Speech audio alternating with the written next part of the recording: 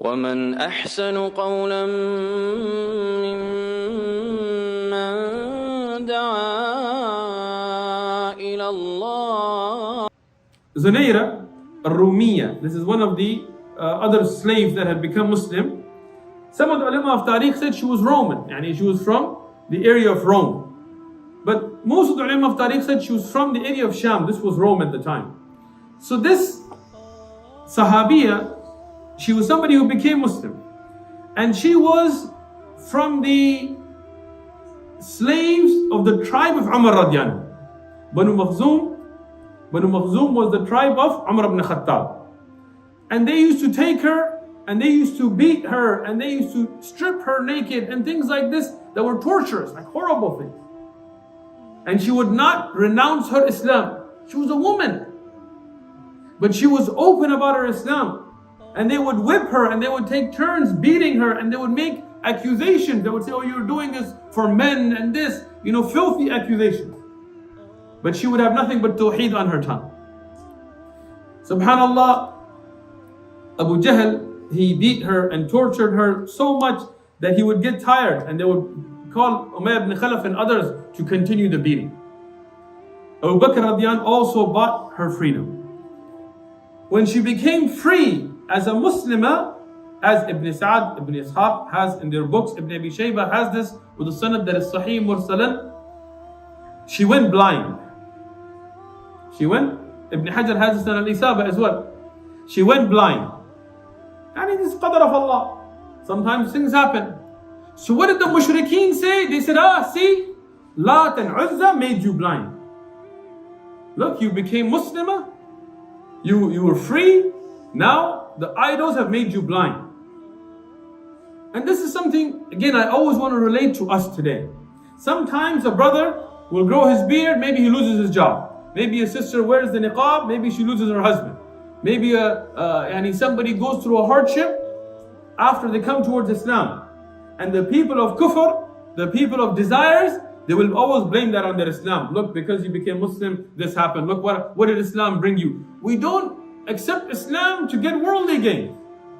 We accept Islam because the truth is the haqq. It's not a choice. You can say there's a moon or not, but there is a moon. You can say there's a sun or not, but there is a sun. It is more idiotic and foolish to deny the existence of Allah than to deny that there is a sun and a moon. Who created the sun and the moon? Allah. So as a Muslim, we recognize reality now. Hardships come, ease comes, it doesn't matter. Reality is reality. We want our ajr in the akhirah. Zunaira, and some of the ulama said Zunaira with the fatha, some with the dam. Both are correct. She became blind.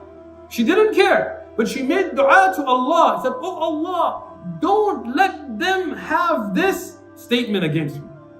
Don't let it be that they tell people because of Lat and Uzza I became blind. I know sickness and health and blindness and vision is from you. She made dua, miraculous, Allah gave her eyesight back. No doctors, no surgery, no hakim, no medicine, no special, no, dua. Today, you will say, well, how come my dua is not answered like that? Why is it that when I make dua, it's not answered like that? Have you gone through those hardships for Islam? Have you had that patience for Allah? Have you done that for Tawheed? How do you expect it? Somebody works a career. They go to school, they earn degrees, they start out low, they start earning up, they work overtime, they work weekends, they do all of this extra until they become like a vice president or a president or a CEO or this, and they start making millions. Some guy gets out of high school, how come I'm not making millions? Right? Look at what Bilal did, look at what the Sahabiya went through. Look at their iman, look at their connection with Allah. For you it's way hard to wake up for Fajr.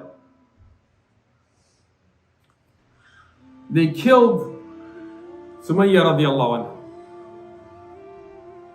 in front of her husband, in front of her son.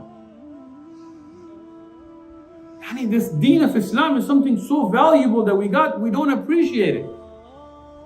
What sacrifices have been made for us to get this deen. Imagine your mother and your father are tied up in front of you and they're being whipped and tortured and beaten. Some of the weaker narrations, they mention that Abu Jahl, he tied Sumayya radiallahu anha with 2 camels and made them race against, and then he hurt her in her privates with the spear. Some of the other narrations, they mention just that she was attacked in her private. He took a spear and hit her in her privates and killed her in front of her husband, in front of her son, who were tied. And with that, she did not leave Islam. With that, she did not give up.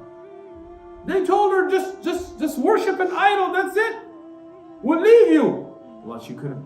That's the iman. Sumayya radiallahu anha, she became shaheed. The first shaheed for Islam. This is especially for our sisters in Islam. Look, if you want to be active for Islam, it doesn't mean that you have to lose your haya. Your da'wah doesn't mean that you're going to go on the streets and debate Mr. Wood and things. That's not the way it works. The woman has her place, the man has his place. Your da'wah is in your place, the man's da'wah is in his place. But your da'wah is essential. Your support, what you push your husbands and brothers and fathers towards, what you give tarbiyah to your children, your hijab, your salah, your niqab, your abaya, this is your jihad. This is when you teach the future sisters about haya, this is your jihad. And know that the women of Islam have been at the forefront of this. Within the rules of Sharia. The first shaheed for Islam, Sumayya radiallahu anha, a woman. The first person Fir'aun killed, a woman. If we look at the servant of the daughter of Fir'aun, she was a woman, a mu'mina, a believer, a Muslimah, a Muslim, a person of Iman. She was combing the hair of the daughter of Fir'aun. When she dropped the comb, she said, Bismillah. Fir'aun's daughter said, what? Are you calling on a Rabb other than my father? She said, yes. Now look at the bravery of this woman. She didn't say this is for Fir'aun and this. No. She said, Allah is your Rabb, my Rabb, and your father's Rabb. Allahu Akbar. This is the woman of Iman. She said, I'll tell my father. I said, go tell your father. Fir'aun, when he heard about this, he said, what? The men of Ben Israel were so afraid that Fir'aun could come into your house and kill your children in front of you, and these buff, big men couldn't say anything. But this is a woman and her Iman. Fir'aun said, I'll kill you. She said, kill me. He said, I'll kill your kids. She said, I just ask that you bury me with my children.